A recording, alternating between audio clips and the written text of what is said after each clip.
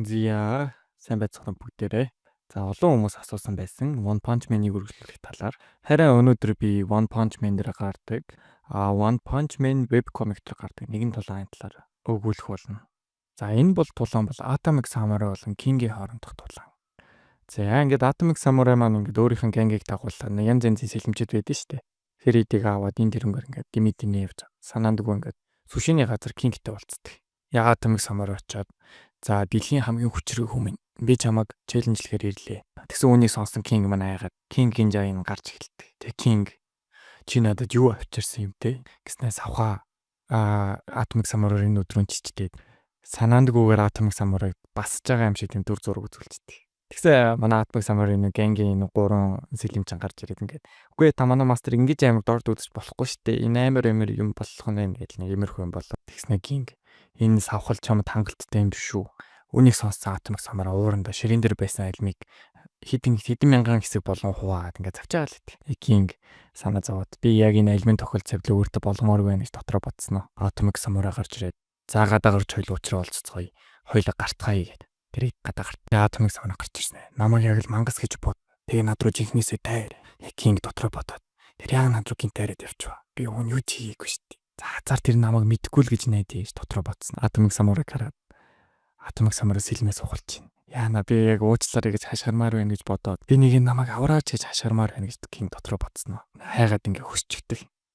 Тэгсэн яг энэ мөчөд манай Atomic Samurai-гийн 3 ганг сэлэмчин King-ийг харснаа. Тэр ингэж бид нарт ингээ боломж өгч зогсож байна. Үгүй тэр энэ боломж энэ үлвэр энэ боломж.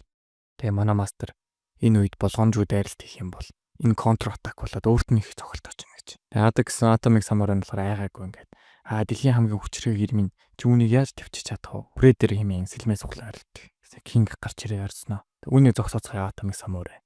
Энэ ямар нэгэн болгоомжгүй зүйлс төрөх ёстой. Өөр нэгэн өдөр наад чадвараа хадгал хэмээн эндээс явахыг оролддог. Тэгсэн Atomic Samurai-гийн дотроо бодсноо.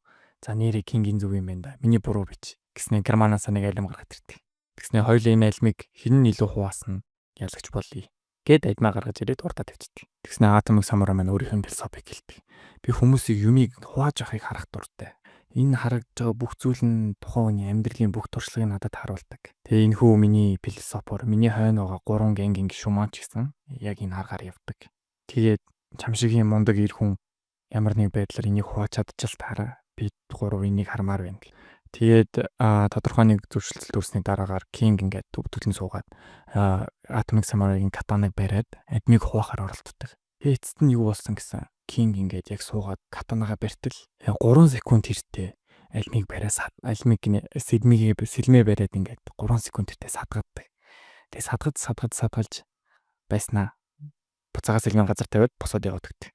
Тэгээ боссноо дотроо бодсноо. Би яг үнэндээ энэ сэлмийг хуйнаас нь суугалж чадахгүй юм байна. Амар хүнд юм бэ. Миний баруун гарын бүх гэрчүүр чинь энэ сэлмийг зүгээр барихад дуусчлаа гэх. Тэгээ энэ бүх балаа төлсөний нийт харсан багтаа гэх. Дотроо бочоо санаа зовоод эргэж чарахаас айгаад хийсэг зур юм бодон зогсдог. Тэгснэ юу ч хэлэлгүйгээр нөгөө дөрвийг орхиод явчихдаг. Тэгээ үүнийг харсан Atomic Samurai хэдэн минут паниктаад яг юу болсон талаар бодцоодаг.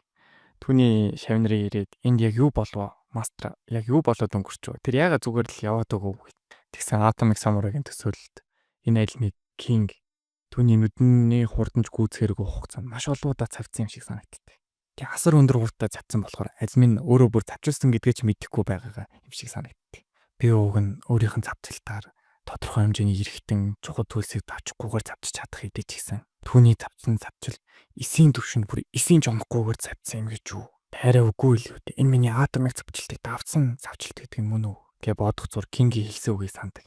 King уг нь өөрийгөө тодорхой хэмжээнд юуг элтний туршлагагүй гэдгийг хэлсэн байдаг байхгүй. Элтний туршлагагүй юм гэж юу гэж яг сонссон байдаг Atomic Samurai болохоор. Энэ бүх үйл явдлыг харсан Atomic Samurai тодорхой хэмжээнд ичингүүрэн байж King-ийг ямар агуу хөнгө болох талаар бодон гангийнхандаа танилцуулсан. Тэгэхээр энд болсон үйл явдал бол манай гангийнхаа сонсцгоо. Би тэн нэгний тестлэг биш. Өөрсдийнх нь чадварыг сайжруулах хэрэгтэй юм байна. Бүхнийг тгийс хэлэх цаг минь нэрчээ. Гэт бүрэн ялагдлын царайтаагаар нөгөө ид рүүгээ хараа. Та нар одоо хүртэл намайг дагах хിവэрээ юу гэж асуудаг. Тэгсэн нөгөө хэд нь тийм ээ хэмээн харьцаад бүгдээрээ тэнд очиж бэлтгэлээ хэрэг. Тэгээ Кинг бүр хойшоо харахаас ч айж исэн болоо зүгээр л чигээрээ халгаад байсан. Тэгээд түгээр энэ баяртай нэж байгаа ч юм уу сонссноо. Шүтээ тэд намайг хөөгөөгүй юм шиг байна гэснээр зүхтагаад яа. За энэ бол Кингэд болсон тийм миний түүхүүдийн нэг. Тэгээд энэ айгүй сонирхолтой юм зөндөө түүхүүд байдیں۔ Би яг дараа оноос яг энэ талаар бас дахиад зөвхөн Кингийн энэ зөвхөн бичлэгүүд нэлээд их оруулнаа. Тэгээд за энэ үртүүд цуусан та бүгд баярлалаа. Тэгээд энэ жижиг явдалтай танилцсан. За One Punch Man-ы бичлэг бол дараа онд оръё. Тэгээд энэ онд ямар ч гэсэн багтаагаад нэг хөгжилтэй бичлэгээр ингээд дуусгацгаая. За баярлалаа. Бүгдэнд нь үзэж цуусан баярлалаа. Дараа subscribe дараарай. За тэгээд түр баяртай. Дараа уулзцгаая.